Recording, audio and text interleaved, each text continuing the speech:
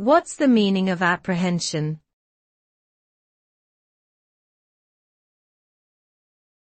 Apprehension.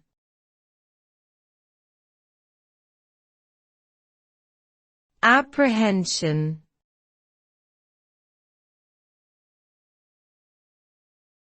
Apprehension.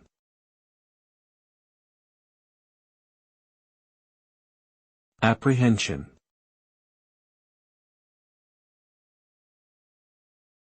Apprehension refers to the act of understanding or perceiving something with a sense of fear, anxiety, or unease.